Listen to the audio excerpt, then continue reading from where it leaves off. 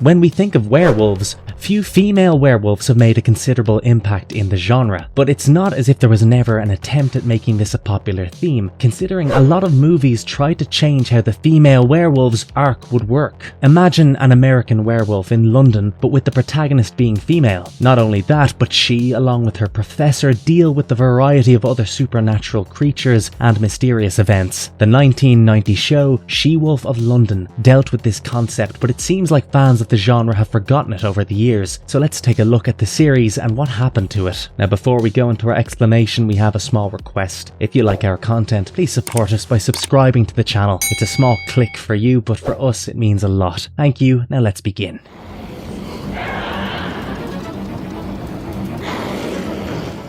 Behind the creation of She-Wolf of London TV series 1990 to 1991. She-Wolf of London was part of Universal's plan to create a successful movie in the TV business and other genre shows like They Came From Outer Space and Shades of LA. Sadly, all of these shows would end after 20 episodes, each with its amount of success. As a part of the syndication network, it became difficult for the show to have certain elements that might make it cancelable for the European audience or the US non-cable television programming. The show was co-produced and financed by HTV, a company that dissolved under a decade after that, and its title allowed creators to play around a lot. Its first episode, She-Wolf of London, was released on October 9th, 1990, and the start managed to gather much intrigue from an audience. It was shot in such a way that people wonder about the setting, considering it had all the looks required to fit into the narrative, including the Gothic churches and country cottages. This perfectly fits the London setting of the show and gives it the tone necessary in terms of its appeal, but it wouldn't last long, as the show had to shift to the US when the funding from the British side ran out. Only the first 14 episodes would be shot in this original pattern, and after moving to the States, we would get the final 6 episodes with the reduced supporting cast. This shift also impacted the show's tone, since it focused more on the romance between the lead characters. It would be released under a different title in the US, Love and Curses, along with a subsequent change to the opening credits. Another interesting observation from the show is that its writers for the pilot episode, Tom McLaughlin and Mick Garris, didn't stick around after writing that one episode. The duo agreed that the show didn't live up to their original intentions. This program focuses on the character of Randy Wallace and Ian Matheson. The first became a werewolf when she's attacked by one after she moves to London to study, and the second, he's an expert in everything paranormal. These elements allow us to see them go on adventures where they encounter some of the most popular mythical and supernatural creatures. So let's take a look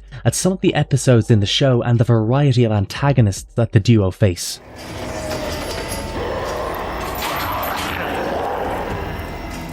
The thrilling chapters of She-Wolf of London. Every episode of the show starts with a narrative introducing us to the primary antagonist or the issue the lead character solves. The prologue is actually usually the best part of the episode because some rather attractive guest actors appear for the roles. These characters are the first victims of the villain from that particular episode.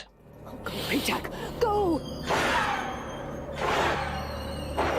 Episode 1, She-Wolf of London. The first episode is the origin story of the titular character, and we get quite a good glimpse at her life before becoming the cursed beast. Before jumping into the life of our protagonist, we get a glimpse at a young man running and screaming for his life. As he reaches a gypsy camp nearby, the people in the camp lock up their caravans as the howling continues. Finally, this man starts turning into a werewolf with his horrifying howl surrounding the entire camp as if it was a nightmare. Jumping then into a much more civilized world, we see Randy Wallace, our protagonist, taking a flight to London. Surprisingly, she's reading a book titled Myths in the Modern World, a jab at something we might witness going ahead in the series. There's a lot of interesting Easter eggs to her fate at this point in the episode, and one of them is when the flight attendant offers her food and she denies it because she's a vegetarian and they're only serving meat-based meals. Upon arriving at the university in London, she realizes she's late for class but manages to meet the professor, Dr. Ian Matheson, with whom she wants to work. Matheson is the same person who wrote the book she'd been reading on the flight, and he turns out to be quite the charming young fellow rather than one of those old professors that we were expecting him to be. Randy tells him about her lodging situation, and Matheson finds a solution by asking her to come and stay at his family's bed and breakfast. Once there, Randy thinks of going to the woods to work on her thesis about disproving cultural myths. Again, how ironic. But suddenly a werewolf enters, slashing its way through her tent, mauling her. Randy survives this and is taken to London Hospital, where the doctor discovers that she has very minimal injuries even though a beast attacked her. She tries tries to explain to Matheson what happened. Still, being someone whose mere work is dedicated to disproving such events, he refuses that something like that could have possibly happened and takes her back home after she's gotten enough rest. It wouldn't take long for Matheson to be convinced, considering the eve of the next full moon arrives and Randy is out in the open, unaware of the curse. She starts feeling unwell in the library and decides to leave, but on the way, experiences something weird when caged animals in the library start reacting to her presence. The chaos only triggers her transformation, and at the same time Matheson arrives looking for her, only to discover her in a beastly state. The werewolf targets and breaks through everything to kill him, but Matheson manages to escape the attack. Later he goes to look for her, and upon discovering her he realizes that she has become a werewolf, and the duo decides to find a possible cure for her curse. Upon reading up on the subject of werewolves, Randy discovers that there are two potential cures for her, and these include either killing the werewolf that attacked her or killing themselves. The duo realizes that they couldn't possibly go for the second option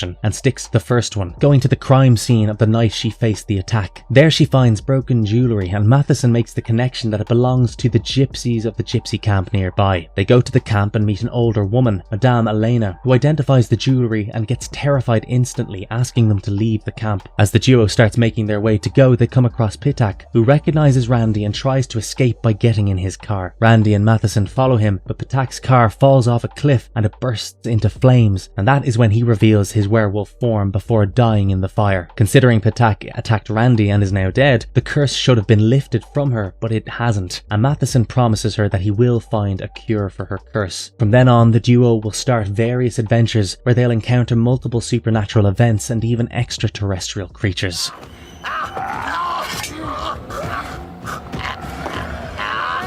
Episode 2, The Bogman of Letchmore Heath. The second episode leads them to encounter the very first such supernatural creature other than a werewolf. In the prologue, we go to the English town of Letchmore Heath, where an old lady discovers a man's remains while working in her field. She brings it to the local pub, and everyone is excited that this might be the most exciting thing to ever happen to the village, except for one man who exclaims that this bogman might bring the town's doom. But nobody heeds his warning and they continue their excitement regarding the find. We later discover that this lady is a relative of Ian Matheson. She asks if he wants to come to the village and analyse the bogman. As the duo heads to the town, things take an exciting turn. The bogman comes to life and kills the lady who discovered it. The death is another major highlight for the village, since there have been no murders here in a long time. 2 more murders follow this death, and there's a pattern with each person being killed in a manner that is an indication of their profession. The lady who found the bogman was a seamstress, and she was dead and then stitched all around her body. And the 2 other people,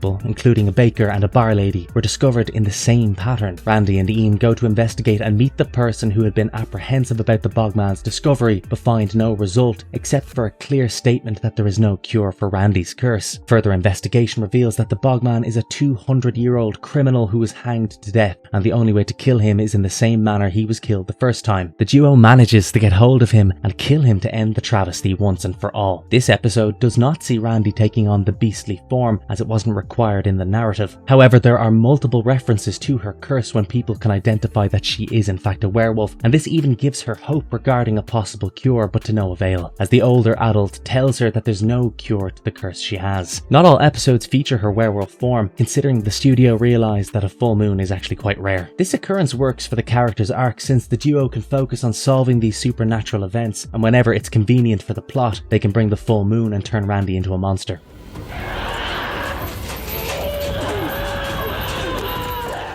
Episode 3, Moonlight Becomes You. The third episode brings an exciting arc which witnesses more than one werewolf in the world as Randy encounters another person. By this time, the duo had placed an advertisement in the newspaper that stated, "Occult researchers seek those with problems or personal experience in the realms of the supernatural. Please reply to box number 252, London W1E2RA." But instead of getting their cases like Sherlock Holmes, they get a rather bizarre first client who has complete intentions of killing them. A gun-wielding woman named Diane comes to the office and points her gun at them, stating that they had captured her brother. When pressed for more information, she shows a newspaper ad similar to the one that they had put up and asks for the same thing. According to her, her brother Derek was looking for a cure for lycanthropy, and he ended up responding to that ad but has disappeared ever since, and nobody knows his whereabouts. Randy and Matheson decide to investigate this case, only to arrive at the Marble Hill Institute, run by Dr. Hatchard. Ian gets Randy admitted to the hospital so that she can examine things from the inside, while he tries to get information out of the people people on the outside. Inside the facility, Randy discovers that Dr. Hatchard conducts experiments on his patients. On the first night, one of the victims of his experiments explodes upon something being injected into her. Meanwhile, Diane continues to follow and check on Matheson, ensuring he follows up on his promise to bring back her brother. Her interruptions become of a repetitive nature in the episode,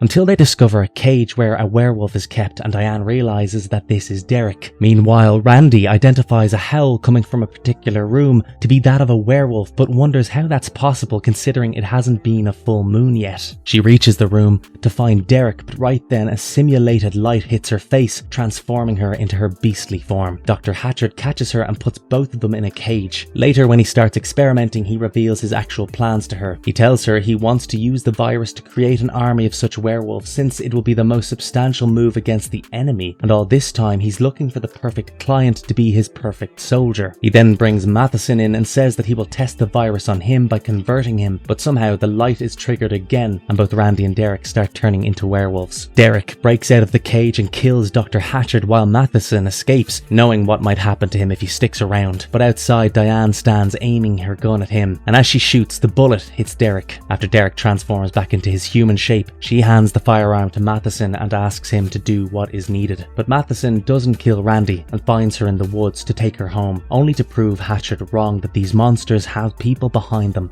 and that he will find a cure, something he had promised Randy. I never thought I'd say this, but you're too much woman for me.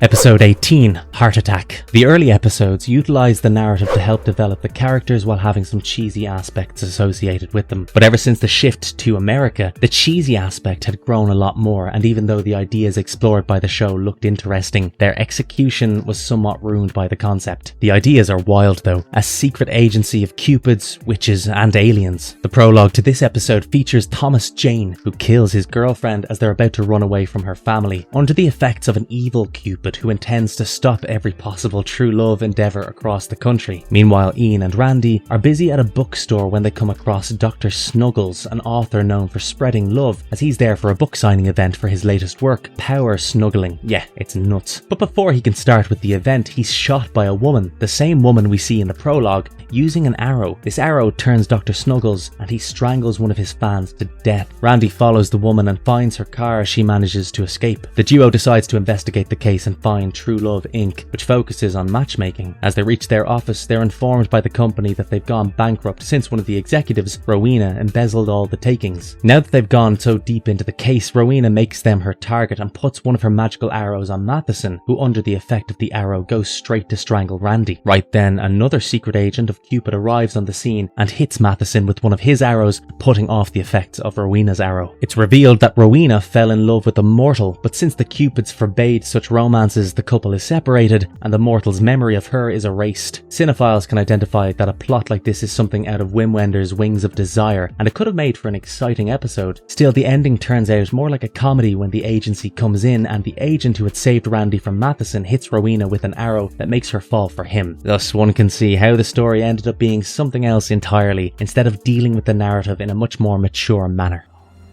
Too bad.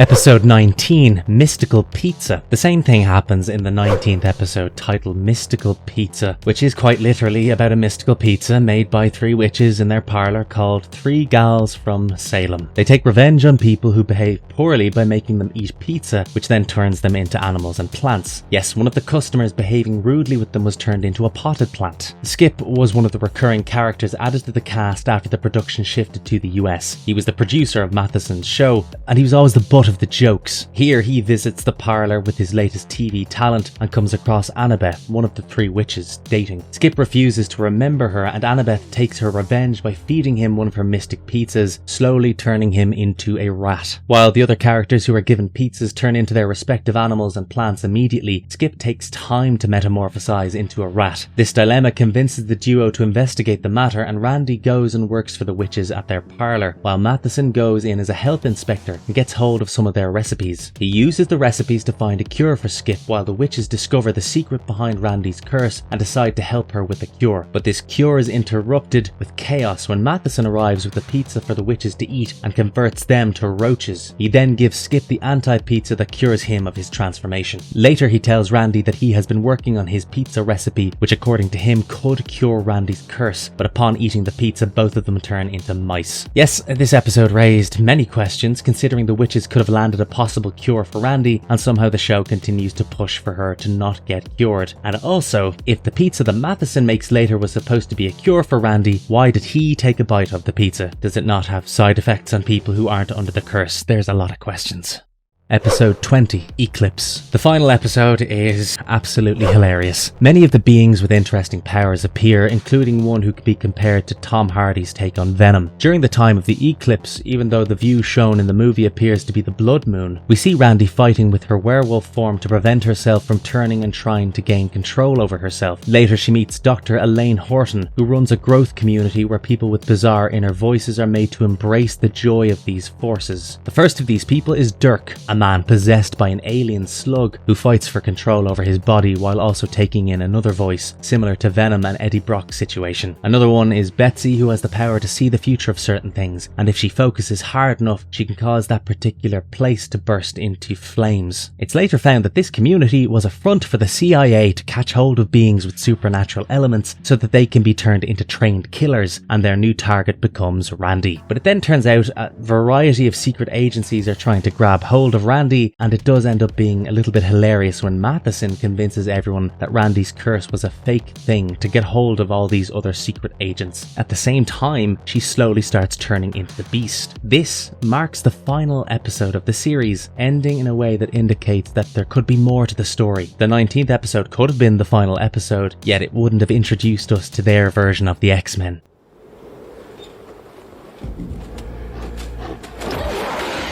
Major characters of the show. Now that we have some idea of the variety of characters in the show, let's take a look at a couple of them. Randy Wallace. Created by Tom McLaughlin and Mick Garris, Randy is an interesting character who's given a sufficiently good backstory before she's turned into the werewolf. Randy was interested in proving the true story behind the popular myths regarding supernatural creatures, and she was a fan of Dr. Ian Matheson's work in that field. She was a vegetarian before becoming a werewolf, and things didn't work out in her favour ever since. After getting cursed by a certain other werewolf, she, along with the help of Matheson, looks for a cure to the disease. Together they encounter adventures that put them through supernatural creatures involving other werewolves, monsters from folk tales, extraterrestrials, and even vampires. Randy's character balances horror and comedy, the show's tone for most episodes. Most of the time, she does the investigations by infiltrating the facilities, while Matheson takes the other approach to find a solution. Kate Hodges' take on the role makes her one of the best additions to the genre of female werewolves, even though she doesn't transform quite that often. Diane Udale takes on the role of Randy's transformed werewolf persona. Dr. Ian Matheson. Matheson is a quirky professor who tries to swoon over the enemy to get information for them. His extensive knowledge also helps him give the enemy a taste of their medicine and also look for a cure for Randy's curse. Even though he's a professor dedicated to disproving myths and folktales, Randy's lycanthropy changes his views entirely. The duo becomes romantically involved, but this arc was kept in the back seat until episode 14, after which a more significant focus was put on the romance. British actor Neil Dixon's take on the character makes it somewhat confusing, since his behaviour changes the tone of specific episodes with an opposite tone from the beginning. Skip Seville. Skip Seville debuted in the 16th episode, Curiosity Killed the Kravitz, and he became a recurring character until the final episode. This episode shows the duo of Randy and Ian moving to the US after Ian loses his job at the university and Randy's friend dies in the States. After coming to America, Ian gets a job as a television talk show host, and Skip is the producer. Skip is more of a comic relief character who manages to get into trouble consistently, and the duo is then forced to get him out. Dan gives a funny performance in the role, and it serves the purpose of a character in the series quite well overall.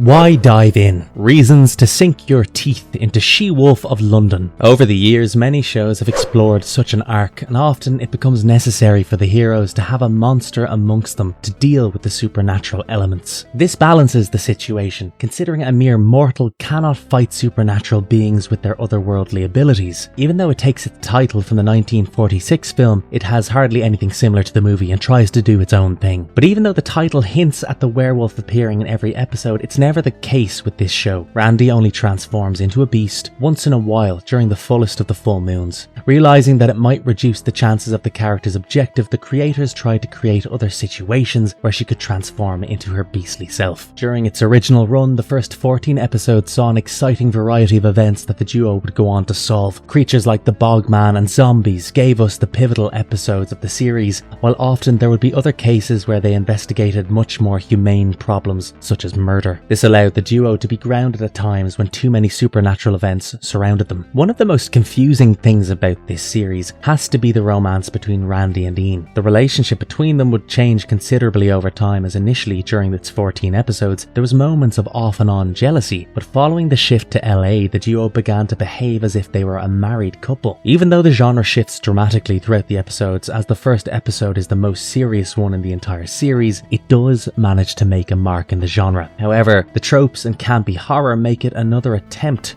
but it still ends up being either too intelligent or else a parody of itself. Some episodes honestly even serve as fan service, particularly when the duo has to go on a convention for a sci-fi show called Beyond the Beyond, which is also the episode's title. The episode that turned out to be even more meta was Bride of the Wolfman, which was a spoof of the legacy of the monster films under Universal. However, one episode that became a fan favourite was Habeas Corpses, the only one featuring a vampire. It is one of those episodes that can convince someone to watch the entire show and witness the wide range of beings who appear within. With such a wide variety of programs that explore somewhat similar concepts, it will not be surprising to see that She-Wolf of London is forgotten, considering it didn't age well. The show often felt like it would have worked better as a cartoon because of the frequent tonal shifts and the comedic ending to some darker episodes. Even though rewatching it now wouldn't make sense, specific episodes we discussed might be worth checking out.